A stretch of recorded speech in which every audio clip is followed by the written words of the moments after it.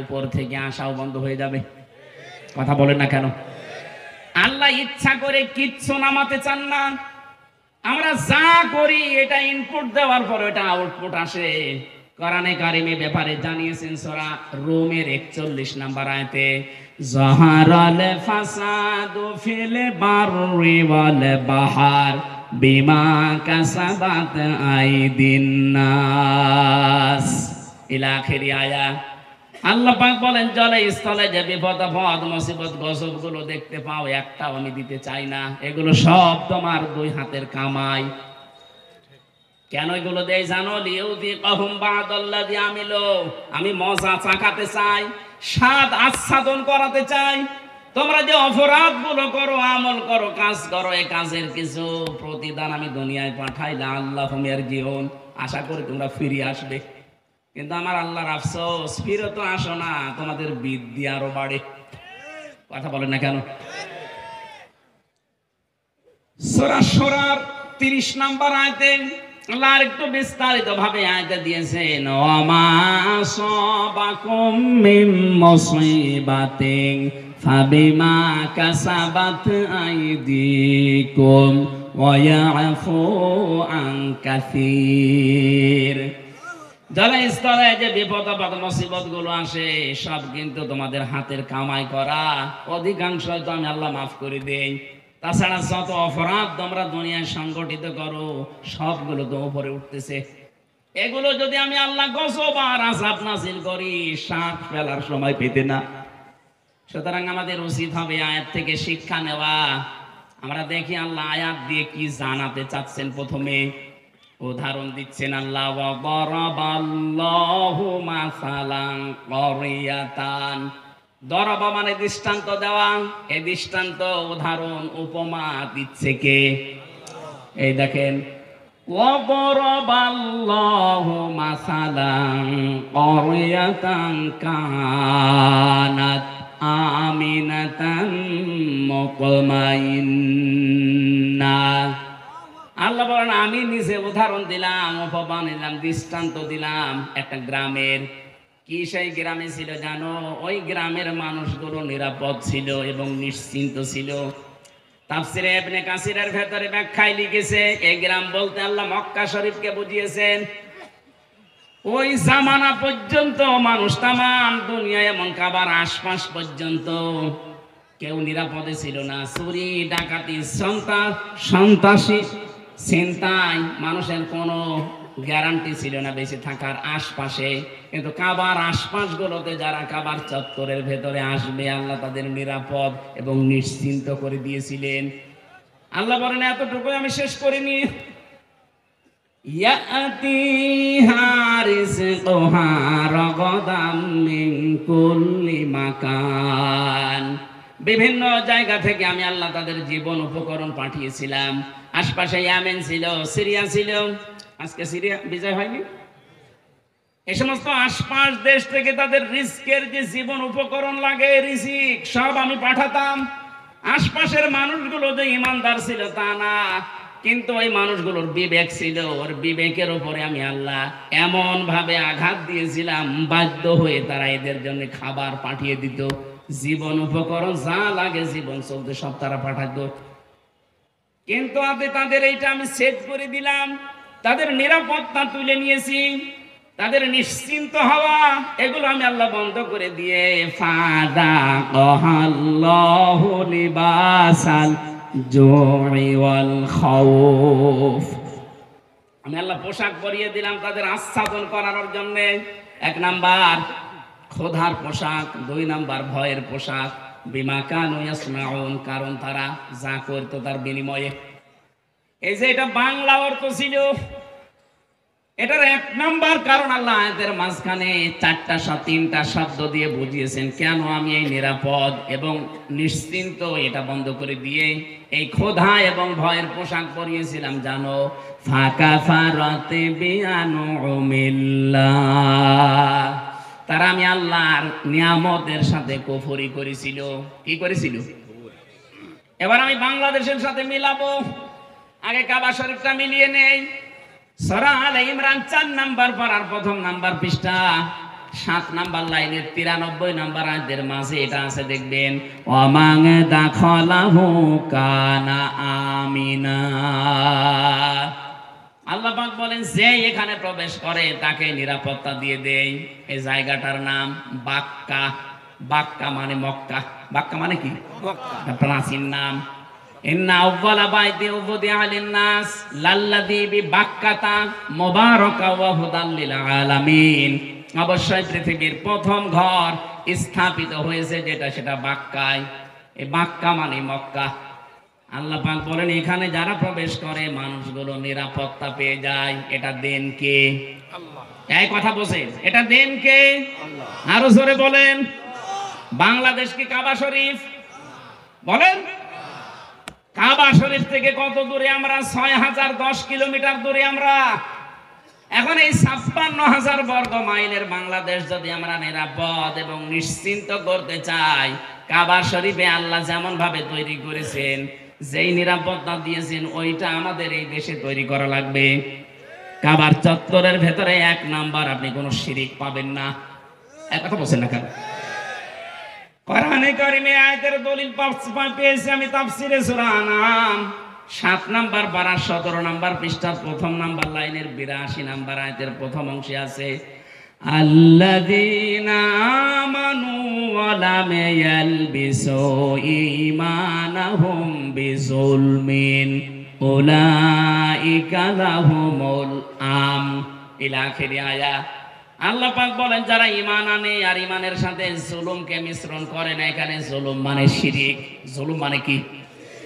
যারা ঈমানের সাথে শিরিককে মিশ্রণ করবে না, উলাইকা, এখানে গ্রামার জানে যারা জিজ্ঞাসা করেন উলাইকা ইসমে ইশারা দিয়ে আল্লাহ যারা হাত দিয়ে দেখাতে চায় যশোরের এই বাংলার মানুষগুলো, উলাইকা লাহুমুল আমনু, এরাই নিরাপত্তার হকদার। সুবহানাল্লাহ বলতে পারেন না? সুবহানাল্লাহ। তাহলে আমরা যদি যে আতঙ্কে এখন আছে আমাদের প্রতিবেশীদের দ্বারা, আতঙ্কে নেই? এই আতঙ্কগ্রস্ত যদি আমরা থাকতে না চাই, আমরা যদি সত্যি শান্তি, স্বস্তি, নিরাপত্তা এবং নিশ্চিন্ত ভাবে দেশে চলাফেরা করতে চাই, দল মত দেখা যাবে না। একটাই কাজ এখন আমাদের মালিকের হুকুম, শিরিক মুক্ত করা লাগবে দেশটাকে। কথা বলেন না কেন? আমাদের বিশ্বাসের শিরিক, আমাদের কর্মের শিরিক, যত রকমের শিরিক বাংলাদেশে আছে সবগুলো যদি আমরা তুলে দিতে পারি, আমাদের এই দেশটাতেও কেউ আসলে সে কিন্তু নিরাপত্তা পেয়ে যাবে।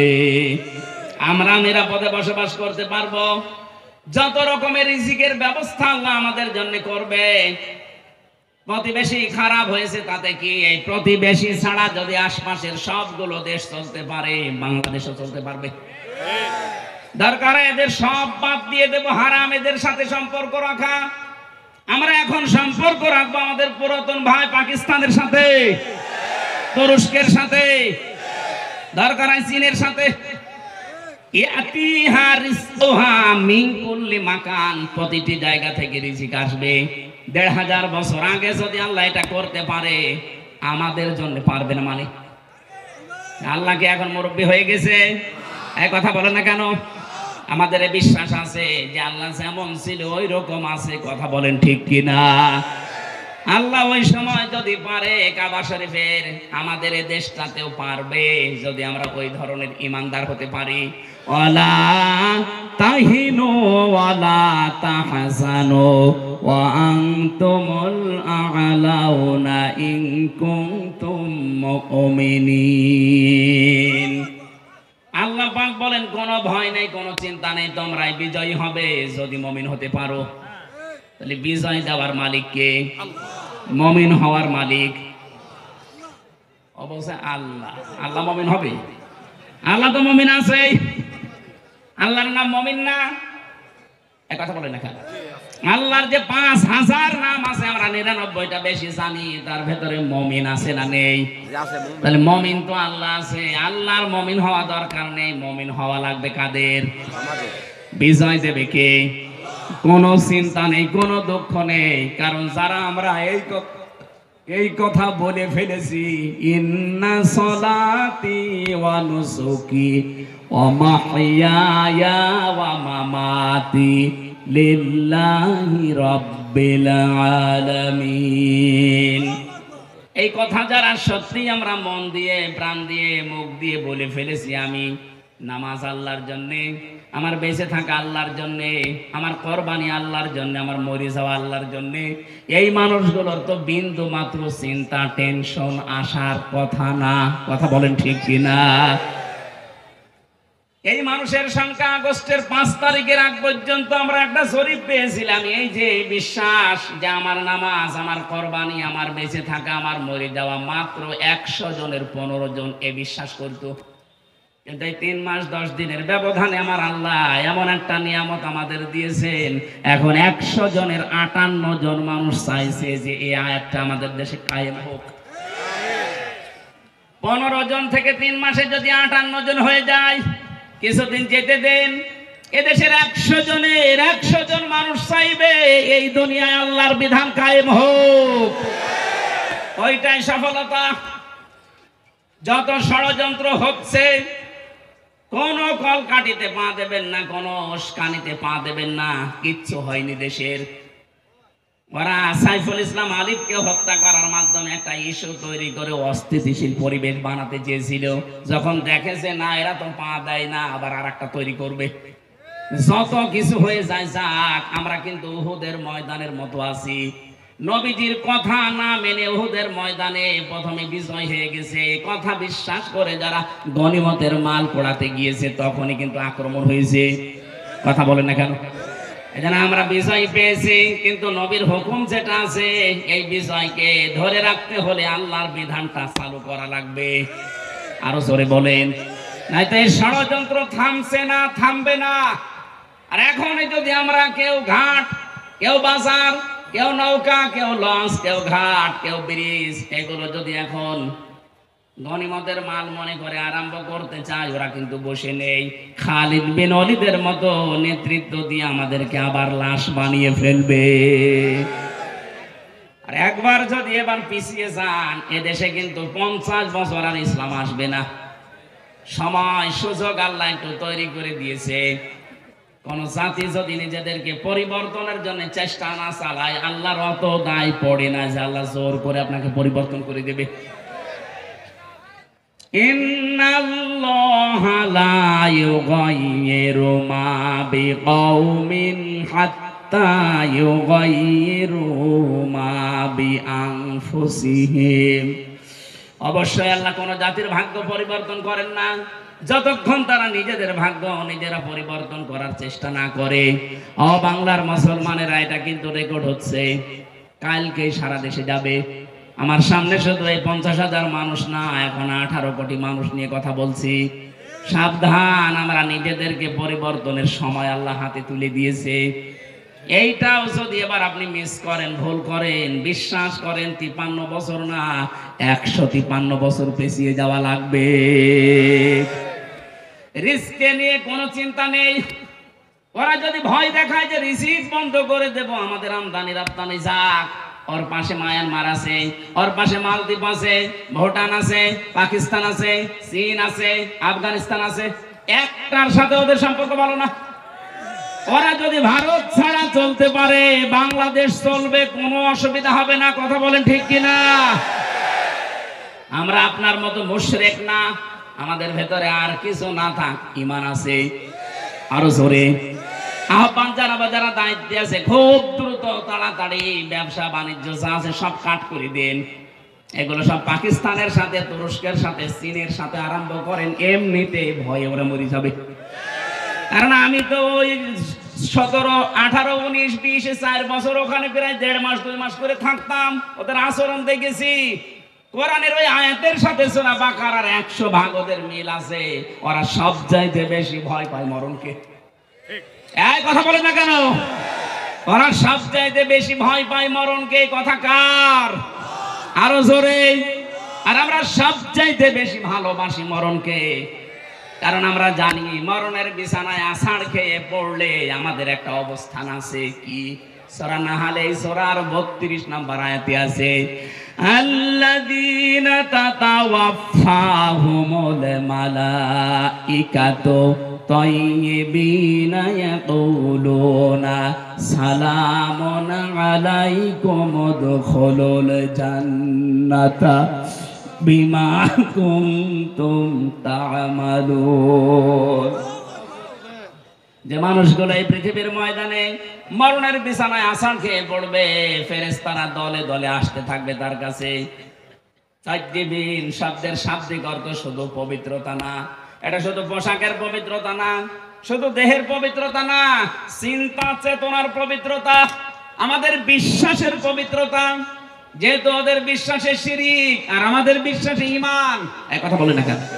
সুতরাং আমাদের যে পবিত্রতা আছে বিশ্বাসে, এই বিশ্বাস নিয়ে যখন আপনি পড়বেন মরণের বিছানায়, ফেরেশতারা এসে বলবে সালাম, শান্তি, উদখুলুল জান্নাহ, প্রবেশ করো ওই জান্নাতে। আর ওরা মরণের সঙ্গে সঙ্গে দেখতে পাবে ও মাওয়াহুন নার, আগুন। কি এই জন্য এত ভয় পাই আমরা যারা ইমানদার, যারা পবিত্র ইমানদার, এই মানুষগুলো মরণের সঙ্গে সঙ্গে আমরা দেখতে পাবো জান্নাত। ফেরেশতারা এসে বলবে প্রবেশ করো, উদখুলুল জান্নাতা বিমা কুনতুম তা'মালুন। দুনিয়ায় যা কাজ করেছো তার পুরস্কার হিসাবে আল্লাহ তোমাদেরকে এই বাগান দেখাচ্ছে। জোরে বলেন আমিন। আসল জীবনের সফলতা তো এটাই। আপনি 41 সাল পর্যন্ত ক্ষমতায় থেকে কি করতেন যদি জাহান্নামে যাওয়া লাগে? কথা বলেন না কেন? আমরা 41 সাল না, 41 সেকেন্ড বাঁচতে চাই, কিন্তু আমরা চাই আমাদেরকে আল্লাহ জান্নাতি বলে ঘোষণা দিক। ফামান যুহজিহা আনিন নার ওয়া উদখিলাল জান্নাতা ফাকাদ ফাজ। আল্লাহ পাক বলেন দুনিয়ার জীবন আসল জীবন না, ওই লোকটাই তো সফল যাকে আমি আল্লাহ জাহান্নাম থেকে মুক্ত করে জান্নাতি বলে ঘোষণা দিয়ে দিয়েছি। আপনি 41 সাল না 81 সাল পর্যন্ত যদি ক্ষমতায় থাকেন, মরণের পরে যদি ঘোষণা আসে যা জাহান্নামে যা, শুধু 81 সাল না, আমার মনে হয় 5000 বছর ক্ষমতায় থেকে ওই লোকটার জীবন ব্যর্থ। এর পরের আয়াতে আল্লাহ আমাদেরকে একটু সতর্ক বাণী দিয়েছেন, ওমাল হায়াতুদ দুনিয়া ইল্লা মাতাউল গুরুর। হে পৃথিবীবাসী, দুনিয়ার জীবনটা কিন্তু ধোঁকা। দুনিয়ার জীবন কি? আর জোরে বলেন। এটা ধোঁকা। তোমার মা বাবা ধোঁকা, সন্তানাদি ধোঁকা, স্ত্রী ধোঁকা। বিশ্বাস হয় না। যাদের জন্য বৈধ অবৈধ নেই, বাবা শাহজালাল, সব হালাল বলে উপায় করতেছো। কোটি কোটি টাকার সম্পদ রেখে যাচ্ছ, মারা যাও, মাত্র 100 বছর পরে তুমি ফিরে আসো, আমি গ্যারান্টি দিলাম। 100 বছর পরে যশোরে এসে এই যে বিশাল বানাখালা বানিয়েছিল চাকলাদার সাহেব, 100 বছর পরে যদি চাকলাদার সাহেব এসে ওই যে কি যেন নাম ওইটার, জাবির হোটেল, ওই হোটেলের সামনে এসে যদি বলে হোটেল আমি বানিয়েছিলাম, এটা আমার জমি, আমার মনে হয় 100 বছর পরে ওই জায়গায় অবশ্যই কেউ না কেউ বাস করবে। কথা বলে না কেন? 100 বছর পরে যারা বাস করবে, শাইন চাকলাদার সাহেব না, যত বড় মাস্তান এসে বলুক এটা আমার ছিল, দাঁত ফেলে দেবে। কিসের চাকলাদার আপনি? আপনার যদি থাকার জায়গা না থাকে, পালবাড়ি মোড়ে যে মসজিদ আছে, বারান্দায় থেকে রাত্রে কেটে পড়েন। কি আমি বানিয়ে বলছি? এইটাই হবে দুনিয়ার জীবনই এইটা। এজন্য কার জন্য আপনি কি করছেন? আল্লাহ ফাঁকা ফারাত বিয়ান উমিল্লাহ দিয়েছেন। ওরা আল্লাহর নিয়ামত গুলো পেয়েছিল, বিভিন্ন দিক থেকে আসছিল, কিন্তু ওরা কুফরি করেছিল, নাফরমানি করে ঢেকে ফেলেছিল। আর যারা বৈধ অবৈধ নেই, বিশাল কিছু তৈরি করে যাচ্ছেন। আরে ভাই, আমি নিজে তো আমার 3 পুরুষের পরে আর চিনি না।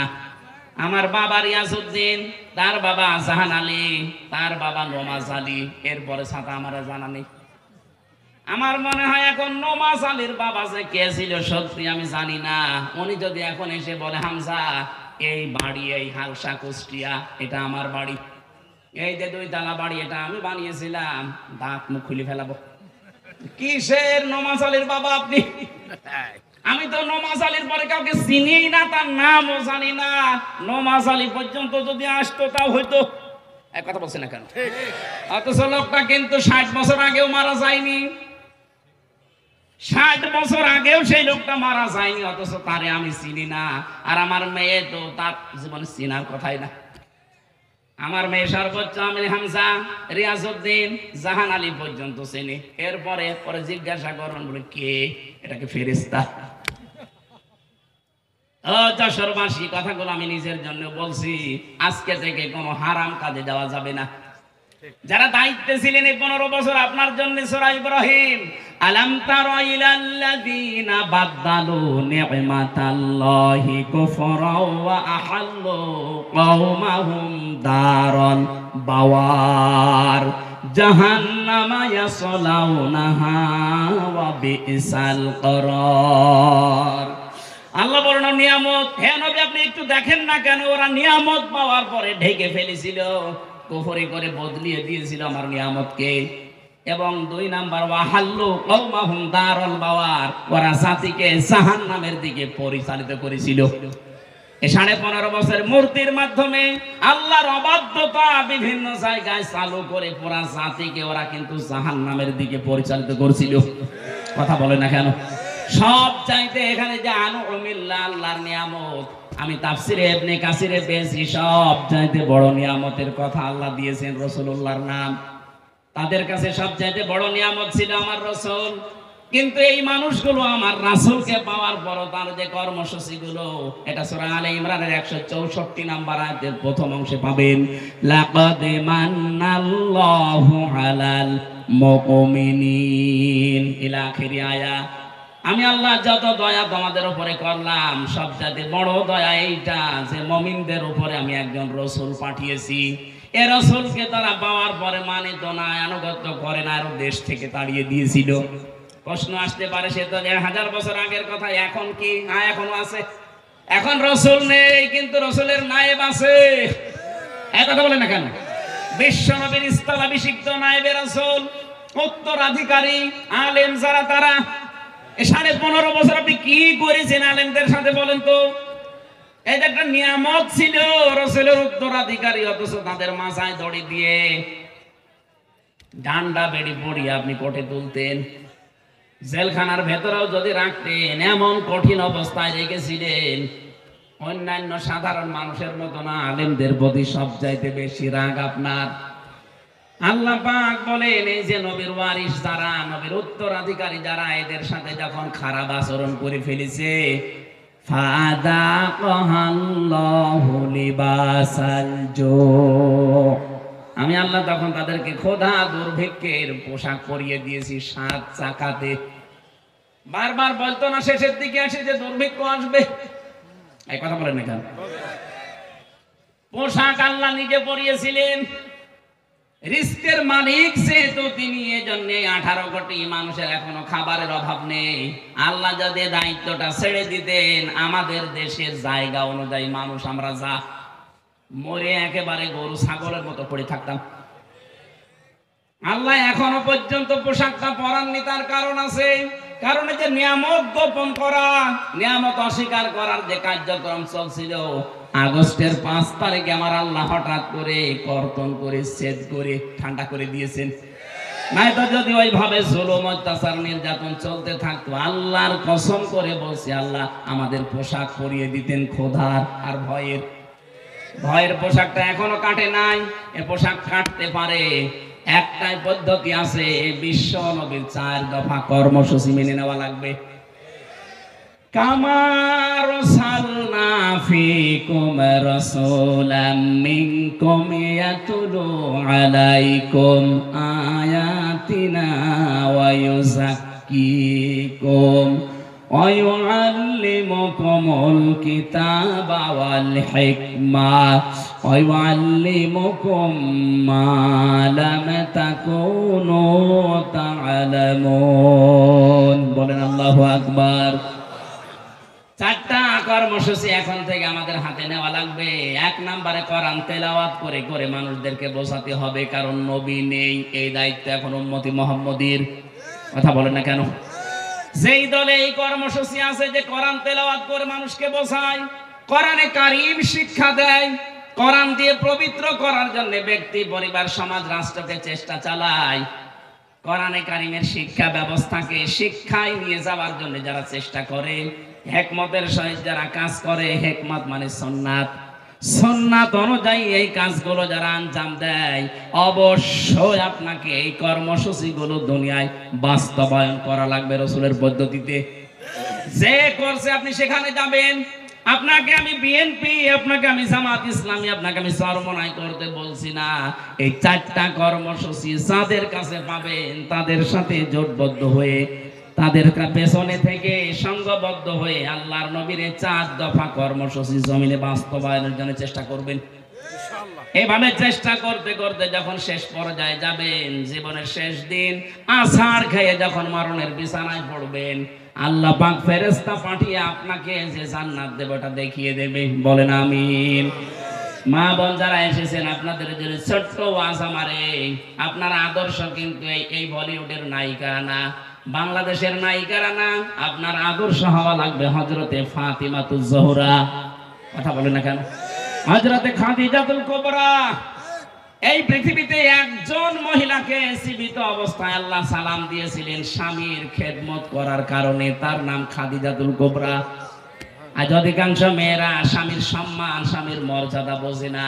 আপনি কি জানেন স্বামী কি? খালি বিছানায় থাকলে স্বামী না, এই যে মর্যাদা কত বেশি আল্লাহ দিয়েছে আপনার তুলনায়। নবীজি বলেন, মেয়েরা যদি আল্লাহ বাদে সেজদা দেওয়া জায়েজ থাকতো, মেয়েদের বলতাম স্বামীর পায়ে সেজদা করো। অথচ সেই স্বামীর হুকুম আপনি মানেন না, খোঁটা দেন, স্বামীর নাফরমানি করেন, কুফরি করেন। এমনকি অনেক মহিলা আছে স্বামীকে ধরে মারে। এক কথা বলছেন না? বর হাতে মায়ের খাওয়া মানুষ দেশে আছে না নেই? সত্যি করে বলবেন, কোরআনের মাহফিলে কারা খেয়েছেন? হাত তোলেন তো। আপনি আপনি খাবেন, আপনি তো তার কাটা। বিয়ে তো করে জানি, তো তার সব কেটে দিয়েছে। আগে তো 500 কাটা ছিল, এখন সবই কেটে দিয়েছে। না, সম্মানিত মা বলে না, আমি হাসির খোরাকে দেয়নি। হাজারো মোবাইল আসে, হুজুর একটু একটু বলতে পারেন না, আমার ধরে ধরে মারে। আমি মানুষ। আশা করছে খুব সতর্ক থাকবেন এ ব্যাপারে। স্বামীর সম্মান অনেক বেশি, অনেক বেশি, মানে আল্লাহর আরশ পর্যন্ত। এই পৃথিবীতে একজন মানুষকে আল্লাহ আল্লাহ রাসূলের পরে স্থান দিয়েছেন, অথচ হাজারো মহিলা এই স্বামীকে কষ্ট দেওয়ার কারণে জাহান্নামে যাবে। নবী নিজে দেখেছেন। কারণ স্বামীর কুফরি করা, স্বামীর নাফরমানি করা, তাদের মনে কষ্ট দেওয়া। আল্লাহ যেন আপনাদের এলাকায় যে মেয়েগুলো আছে তাদেরকে বাঁচিয়ে দেন। বলেন আমিন। নবীজি তিরমিজি শরীফে জানিয়েছেন, ইদা নাসারা ইলাইহা সাররাতুহু, স্বামী যখন বাইরে থেকে আসবে স্বামীকে আপনি আনন্দ দেবেন, অভ্যর্থনা জানাবেন, শুভেচ্ছা, স্বাগতম এগুলো জানিয়ে তাকে খুশি করবেন। 2 নম্বরে ওয়াইদা গাবা আনহা হাফিজাতুহু, স্বামীর ইজ্জত, আবরু, স্বামীর সন্তান আর সম্পদ হেফাজত করে রাখবেন। ওয়াতুইনু আলা দীনি যাওজাতিহা, স্বামী যদি দিনের কাজ করে, মানবতার কাজ করে, মানুষের উপকারের কাজ করে, দিন কায়েমের কাজ করে, তাকে ছাড় দেবেন, সুযোগ দেবেন, তাকে উৎসাহ দেবেন, ছেড়ে দেবেন। আপনি সাহায্য করা দূরের কথা, আরো বাধা দেন। আপনি নামাজ পড়ে রোজা রেখে জীবন ও জান্নাত যেতে পারবেন না। 4 নম্বরে স্বামী যেটা জায়েজ হুকুম করে, যদি সত্যি জায়েজ হয়, জীবন থাকা কালে আপনাকে মানা লাগবে। আল্লাহ 4টা গুণ মেয়েদেরকে জান্নাত রাখবে বলে দিয়েছেন। যত মহিলা বসে আছে বিভিন্ন জায়গায়, এই 4টা গুণ অর্জন করে ফাতিমাতুজ জোহরা খাদিজাতুল কুবরার সাথে জান্নাতে যাওয়ার তৌফিক দান। বলেন আমিন। আগামীতে আসলে আবার কথা বলবো বলে শেষ করছি। আমিন। বারাকাল্লাহু লানা ওয়া লাকুম ফিল কোরআনিল আযীম। একজন মুসলমান হওয়ার জন্য এসেছে। আজকে এই মাহফিলটা সাকসেস। আল্লাহর এক বান্দা